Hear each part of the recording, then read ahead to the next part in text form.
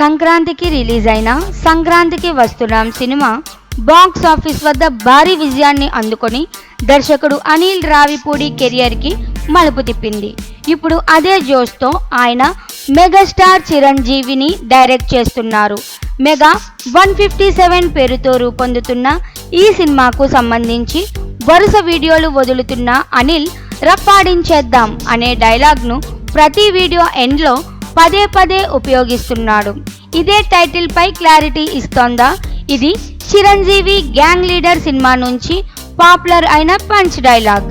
ఇప్పుడు అదే డైలాగ్తో టైటిల్ను ఫిక్స్ చేయాలని అనిల్ ప్లాన్ చేస్తాడని బిహైండ్ ద సీన్ టాక్. హీరోయిన్గా నయనతార ఖరారవ్వగా ఈ సినిమాపై ఫ్యాన్స్లో భారీ అంచనాలు నెలకొన్నాయి. సంక్రాంతికి చిరు రఫాడించేస్తే మాస్ ఫెస్టివల్ డబుల్ ప్యాక్తో ఖాయం.